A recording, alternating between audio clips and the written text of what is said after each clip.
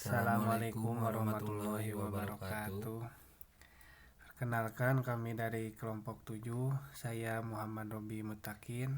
Saya Yusnan Adi Dwi Putra. Kami akan membacakan atau menjelaskan tentang software PowerSim. Dan selanjutnya akan dibacakan oleh rekan saya Yusnan Adi Dwi Putra. Silahkan. Saya akan menerangkan tentang metode penyusunan model simulasi sebagaimana yang ditunjukkan diagram alir pada gambar di samping. Identifikasi masalah meliputi latar belakang sampai dengan tujuan penyusunan model serta batasan dan asumsi yang digunakan berdasarkan data-data pendukung serta tinjauan pustaka. Maka model disusun dengan menggunakan alat bantu PowerSim. Kemudian dilakukan simulasi dengan merubah beberapa parameter atau variabel penggerak sistem. Maka akan didapat hasil simulasi yang berupa grafik ataupun data perhitungan. Hasil simulasi kemudian dibandingkan dengan keadaan real atau dikenal dengan verifikasi hasil. Apabila hasil simulasi menunjukkan tren sesuai dengan keadaan sesungguhnya, maka model dapat dianggap sesuai. Sebaliknya, apabila tidak, maka perlu dilakukan perbaikan dari model simulasi. Selanjutnya dilakukan analisis dan hasil akhir dapat dibuat sebagai kesimpulan.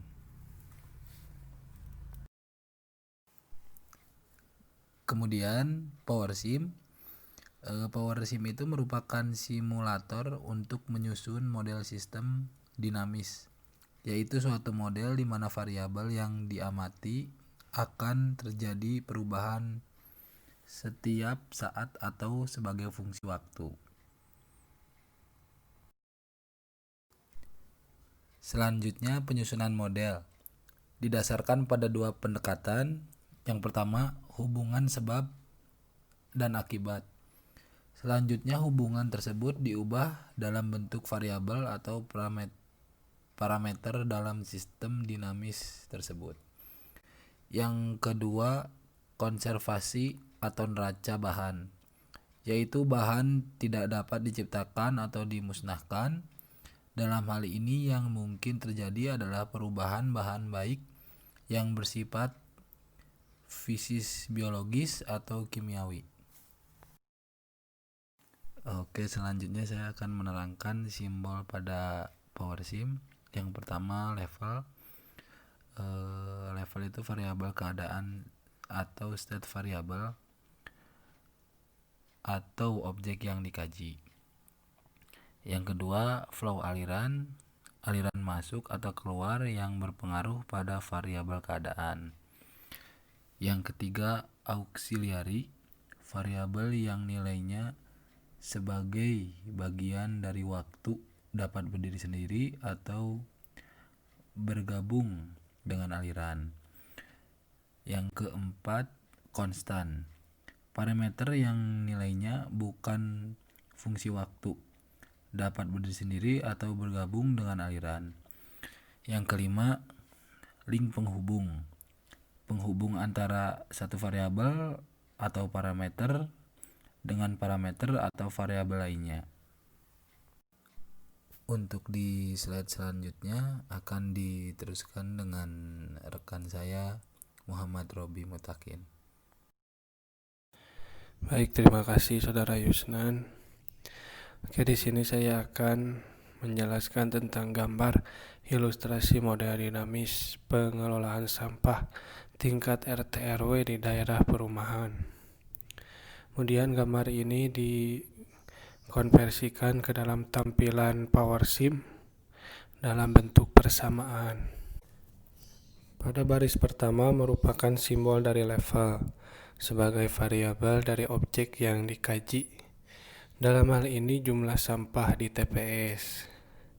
Lalu pengambilan plus laju timbulan sebagai fungsi waktu detik garis panah besar keluar ditandai dengan minus, sedangkan garis panah masuk ditandai dengan plus.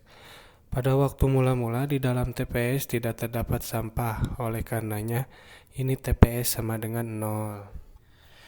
Kemudian baris kedua, laju timbulan dipengaruhi oleh jumlah penduduk dikali 2,5, di mana angka 2,5 merupakan tetapan jumlah sampah yang terbuang sebesar 2,5 liter per orang per hari dengan konversi 1000 yang mengubah liter diameter kubik menjadi meter kubik. Kemudian di baris ketiga, laju pengambilan sama dengan pulse volume becak 0, frekuensi ambil. Di baris keempat mendeskripsikan volume pengambilan, di mana pengambilan sampah di TPS tidak dilakukan setiap hari. Oleh karenanya digunakan fungsi pulse dengan perintah pulse volume first interval. Di baris kelima frekuensi ambil sama dengan 4, dan di baris keenam jumlah penduduk sementara dianggap konstan sebesar 250 orang. Dasar perhitungannya jika di dalam satu RT terdiri dari 5 dawis, dasa wisma, di mana satu dasa sekitar 10 kakak, tiap kakak terdiri dari 5 sampai 6 orang, maka jumlah penduduk dalam RT yang diamati sebesar 5 kali 10 kali 5 sama dengan 250. Lalu di baris ketujuh ada volume beca sama dengan 1,8.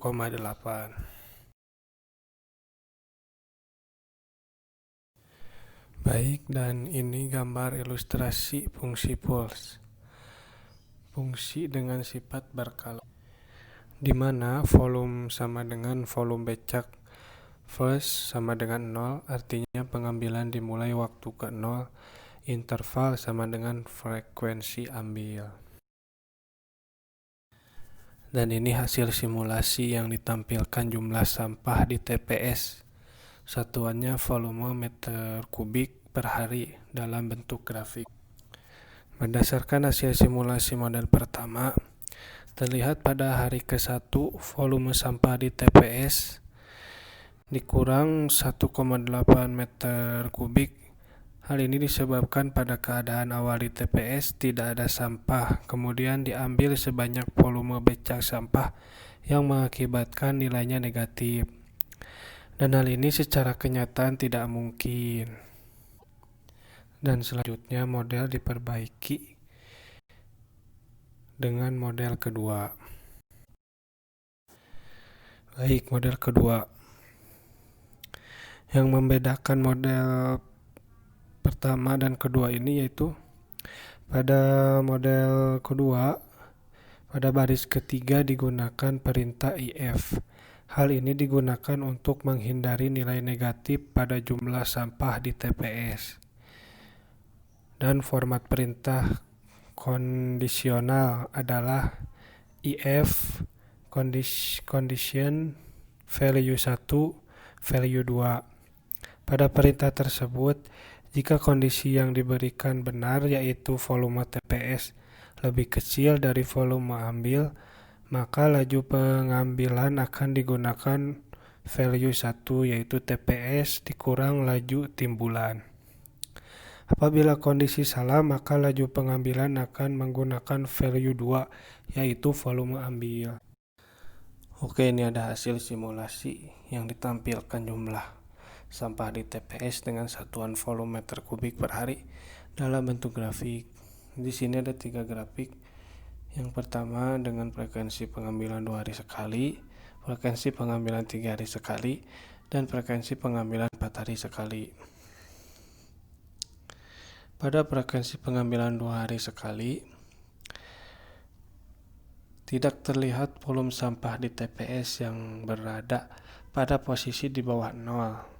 Hal ini benar, seandainya volume sampah misalkan hanya 1 meter kubik, maka pengambilan sampah hanya 1 meter kubik, tidak tetap 1,8 meter kubik, seperti model yang pertama.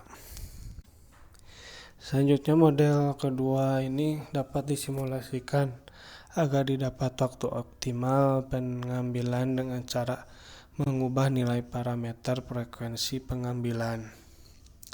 Karena pada frekuensi pengambilan 2 hari terlihat sekali volume becak masih cukup jauh, artinya masih banyak volume yang kosong. Hal yang sama untuk frekuensi pengambilan 3 hari. Namun untuk frekuensi pengambilan 4 hari terjadi kelebihan volume atau overload. Maka yang paling optimal yaitu frekuensi dengan pengambilan dalam waktu 3 hari sekali. Kesimpulan, model 2 merupakan model dinamis sistem pengelolaan terpadu sampah di daerah RT atau RW. Dengan pengambilan sampah yang optimal adalah 3 hari sekali, agar beca atau bak sampah yang akan diambil tidak kosong atau tidak terjadi penumpukan sampah atau overload. Sekian presentasi dari kami. Terima kasih atas perhatiannya. Assalamualaikum warahmatullahi wabarakatuh.